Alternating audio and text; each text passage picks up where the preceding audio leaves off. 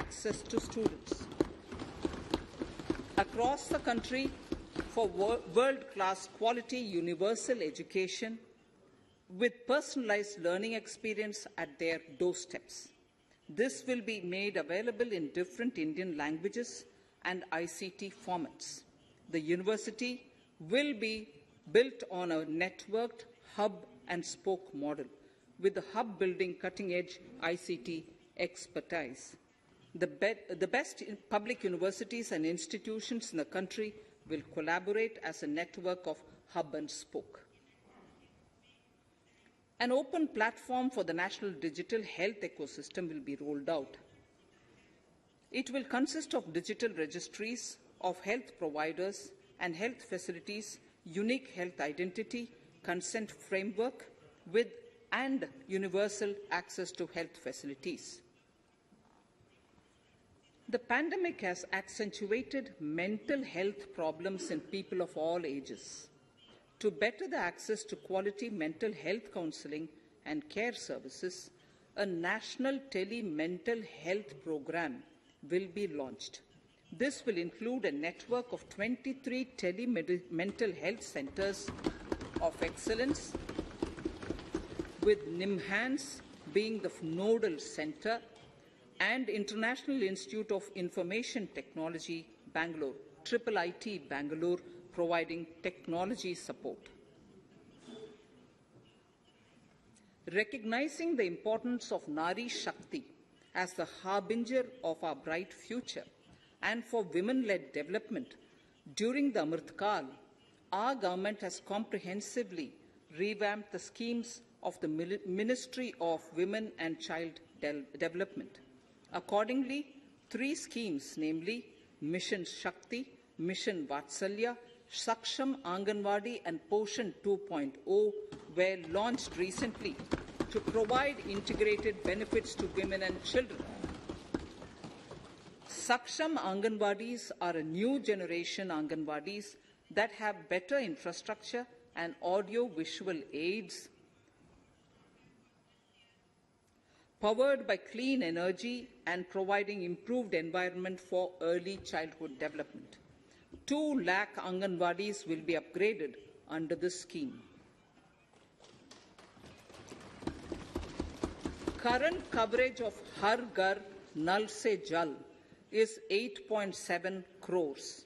Of this, 5.5 crore households were provided tap water in last 2 years itself. Allocation of 60,000 crores of rupees has been made with an aim to cover 3.8 crore households in 2022 and 23. In 22-23, 80 lakh houses will be completed for the identified eligible beneficiaries of the PM Awas Yojana, both rural and urban. 48,000 crores is allotted for this purpose. The central government will work with the state governments for reduction of time required for all land and construction-related approvals, for promoting affordable housing for middle class and for the economically weaker sections in urban areas. We shall also work with the financial sector regulators to expand access to capital along with reduction in cost of intermediaries. A new scheme, Prime Minister's Development Initiative for the Northeast, will be implemented through the Northeastern Council.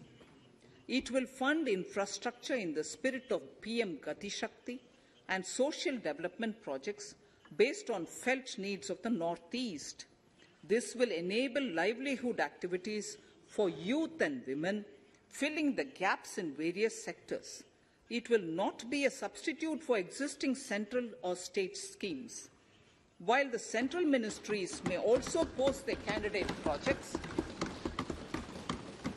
priority will be given to those posted by the states. An initial allocation of 1,500 crores of rupees will be made, and the initial list of projects is given in Annexure 1 of my speech. Our vision to improve the quality of life of citizens in the most backward districts of the country through Aspirational Districts program has been translated into reality in a very short span of time. 95% of those 112 districts have made significant progress in key sectors such as health, nutrition, financial inclusion, and basic infrastructure. They have surpassed even some of the state average values.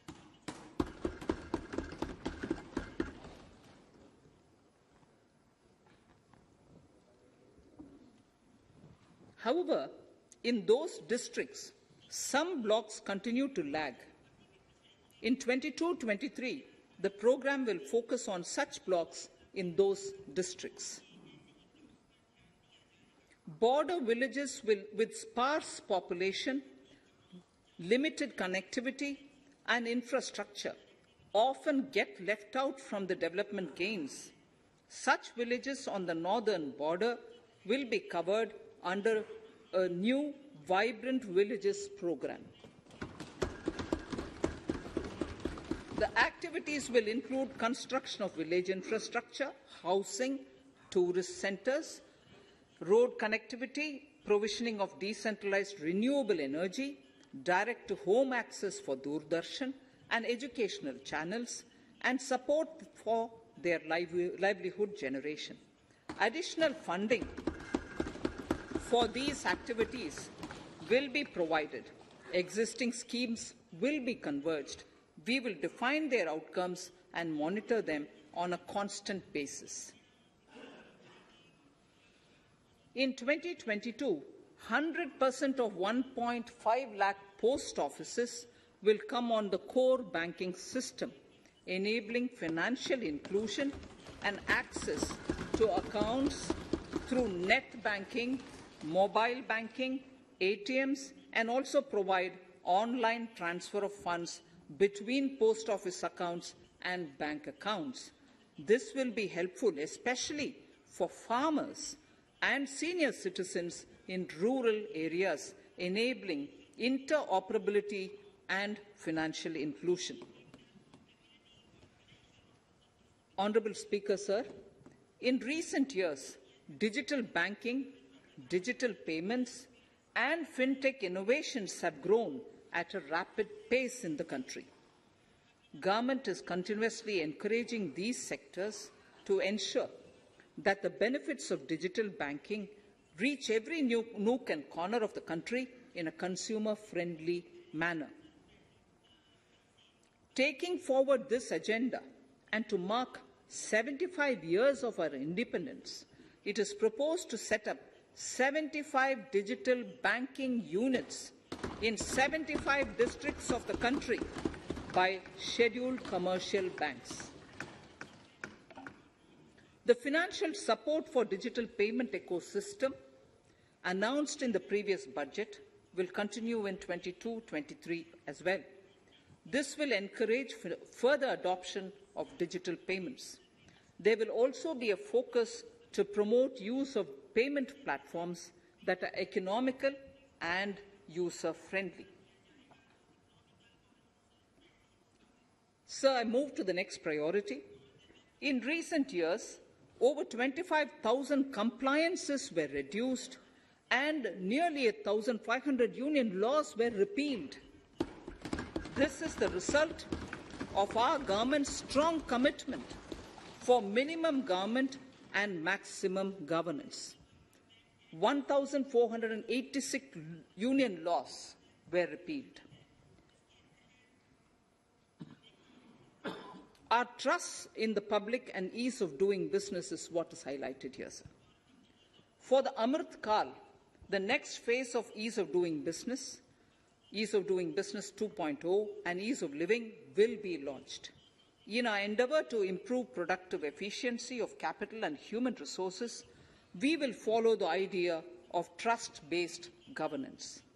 The new phase will be guided by an active involvement of the states, digitization of manual processes and interventions, integration of the central and state level systems, through IT bridges, a single point access for all citizen-centric services, and standardization and removal of overlapping compliances. Crowdsourcing of suggestions and ground-level assessment of the impact with active involvement of citizens and businesses will be encouraged. A single window portal, Parivesh, for all green clearances was launched in 2018. It has been instrumental in reducing the time required for approvals significantly. The scope of this portal will be expanded to provide information to the applicants based on location of units. Information about specific approvals will be provided.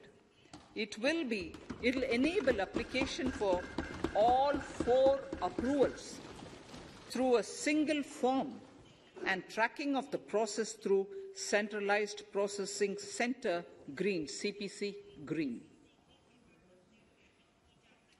E-passports. The issuance of e-passports using embedded chip and futuristic technology will be rolled out in 22-23 to enhance the convenience for the citizens in their overseas travel. By the time of India at 100, nearly half our population is likely to be living in urban areas. To prepare for this, orderly urban development is of critical importance. This will help realize the country's economic potential, including livelihood opportunities for the demographic dividend. For this, on the one hand, we need to nurture the megacities and their hinterlands to become current centers of economic growth. On the other, we need to facilitate Tier 2 and Tier 3 cities to take on the mantle in the future. This would require us to reimagine our cities into centers of sustainable living with opportunities for all, including women and our youth. For this to happen, urban planning cannot continue with a business-as-usual approach. We plan to steer a paradigm change. A high-level committee of reputed urban planners, urban economists, and institutions will be formed to make recommendations on urban sector policies, capacity building, planning, implementation, and governance. For urban capacity building, support will be provided to the states. Modernization of building bylaws, town planning schemes, transit-oriented development will be implemented. This will facilitate reforms for people to live and work closer to the mass transit systems. The central government's financial support for mass transit projects and Amrit scheme will be leveraged for formulation of action plans and their implementation for facilitating the TOD and TPS by the states. For developing India-specific knowledge in urban planning and design, and to deliver certified training in these areas, up to 5 existing academic institutions in different regions will be designated as centers of excellence. These centers will be provided endowment fund of 250 crore each. In addition, the AICTE will take the lead to improve syllabi, quality and access of urban planning courses in other institutions. We will promote a shift to use of public transport in urban areas. This will be complemented by clean tech and governance solutions, special mobility zones with zero fossil fuel policy and EV vehicles. Battery swapping policy. Considering the constraint of space in urban areas, for setting up charging stations at scale, a battery swapping policy will be brought out and interoperability standards will be formulated.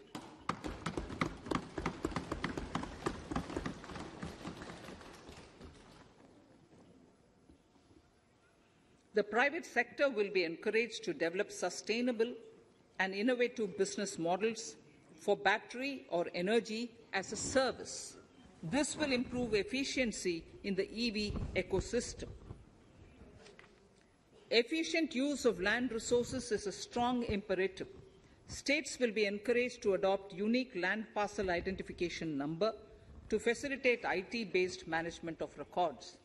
The facility for transliteration of land records across any of the Schedule 8 languages will also be rolled out. The adoption of linkage with National General Document Registration System (NGDRS) with the One Nation, One Registration software will be promoted as an option for uniform process of registration and anywhere registration of deeds and documents. Necessary amendments in the code IBC will be carried out to enhance the efficiency of the resolution process and facilitate cross-border insolvency resolution. Accelerated corporate exit. Several IT-based systems have been established for accelerated registration of new companies. Now the Center for Processing Accelerated Corporate Exit, CPACE, will process re-engineering, will be established to facilitate and speed up the voluntary winding up of these companies from the currently required 2 years to less than 6 months. Government procurement. Government rules have recently been modernized for the needs of Amritkal. The new rules have benefited from the inputs from various stakeholders. The modernized rules allow use of transparent quality criteria besides cost and evaluation of complex tenders. Provisions have been made for payment of 75% of running bills mandatorily within 10 days and for encouraging settlements of disputes through conciliation. As a further step to enhance transparency and to reduce delays in payments, a completely paperless, end-to-end online e-bill system will be launched for use by all central ministries for their procurements. The system will enable the suppliers and contractors to submit online their digitally signed bills and claims and track their status from anywhere. To reduce indirect cost for suppliers and work contractors, the use of surety bonds as a substitute for bank guarantee will be made acceptable in government procurements. Business such as gold imports may also find this useful. IRDAI, insurance regulator, has given the framework for issue of surety bonds by insurance companies.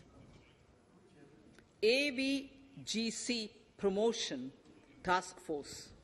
The animation, visual effects, gaming and comic, the AVGC sector, offers immense potential to employ youth. An AVGC Promotion Task Force with all stakeholders will be set up to recommend ways to realize this and build domestic capacity for serving our markets and the global demand. Telecom sector. Telecommunications in general and 5G technology in particular can enable growth and offer job opportunities. Required spectrum auctions will be conducted in 2022 to facilitate rollout of 5G's mobile services within 2022-23 by private telecom providers. A scheme for design-led manufacturing will be launched to build a strong ecosystem for 5G as part of the production-linked incentive scheme. To enable affordable broadband and mobile service proliferation in rural and remote areas, 5% of annual collections under the Universal Service Obligation Fund will be allocated.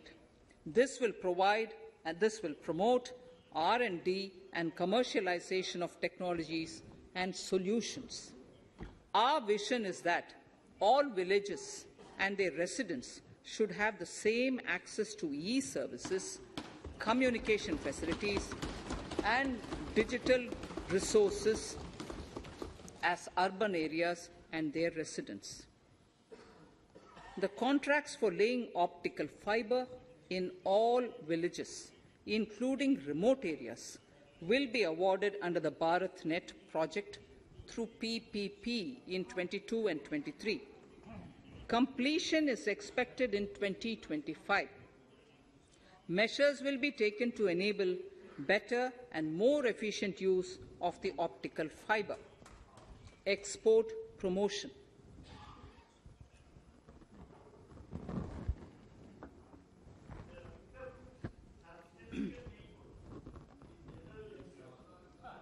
The Special Economic Zones Act will be replaced with a new legislation that will enable the states to become partners in development of enterprise and service hubs. This will cover all large-size available infrastructure and enhance competitiveness of exports. Atmanirbharta in defense. Our government is committed to reducing imports and promoting Atmanirbharta in equipment for the armed forces. 68% of the capital procurement budget will be earmarked for domestic industry in 22-23, up from 58% in 21-22. Defense R&D will be opened up for industry, startups and academia, with 25% of defense R&D budget earmarked. Private industry will be encouraged to take up design and development of military platforms and equipment in collaboration with DRDO and other organizations through SPV model. An independent nodal umbrella body will be set up for meeting wide-ranging testing and certification requirements. Artificial intelligence, geospatial systems and drones, semiconductor and its ecosystem, space economy, genomics and pharmaceuticals, green energy and clean mobility systems have immense potential to assist sustainable development at scale and modernize the country. They provide employment opportunities for our youth and make Indian industry more efficient and competitive. Supportive policies, light touch regulations, facilitative actions to build domestic capacities and promotion of research and development will guide the government's approach. For R&D in the sunrise opportunities, in addition to efforts of collaboration among academia, industry and public institutions, government contribution will be provided. Energy transition and climate change. The risks of climate change are the strongest negative externalities that affect India and other countries.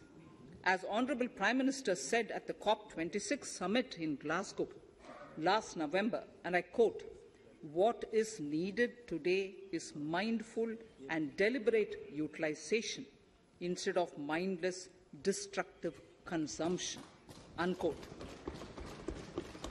The low-carbon development strategy, as enunciated in the Panchamrit that he announced is an important reflection of our government's strong commitment towards sustainable development.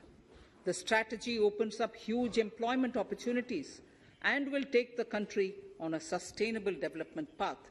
This budget proposes several near-term and long-term actions accordingly. Solar power.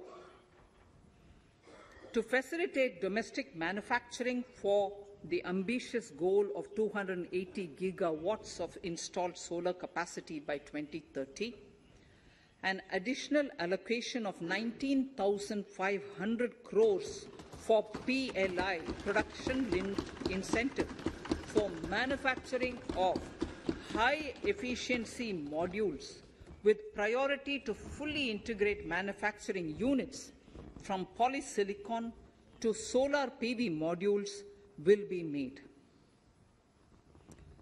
Honourable Speaker, sir, the circular economy transition is expected to help in productivity enhancement as well as creating large opportunities for new businesses and jobs. The action plans for 10 sectors such as electronic waste, end-of-life vehicles, used oil waste, toxic and hazardous industrial waste are already ready. The focus will now be on addressing important cross-cutting issues of infrastructure, reverse logistics, technology upgradation, and integration with informal sector. This will be supported by active public policies covering regulations, extended producers' responsibilities, framework, and innovation facilities. 5 to 7% biomass pellets will be co-fired in thermal power plants, resulting in carbon dioxide savings of 38 MMT annually. This will also provide extra income to farmers and job opportunities to locals and help avoid stubble burning in agricultural fields. Saving energy is an important aspect of the energy management. Hence, energy efficiency and savings measures will be promoted. This will be done in large commercial buildings through the energy service company business model. It will facilitate capacity building and awareness for energy audits, performance contracts, and common measurement of and verification protocol. 4 pilot projects for coal gasification and conversion of coal into chemicals required for the industry will be set up to evolve technical and financial viability. The policies and required legislative changes to promote agroforestry and private forestry will be brought in. In addition, financial support will be provided to farmers belonging to scheduled castes and scheduled tribes who want to take up agroforestry. Honourable Speaker, I now move to the 4th priority, financing of investments.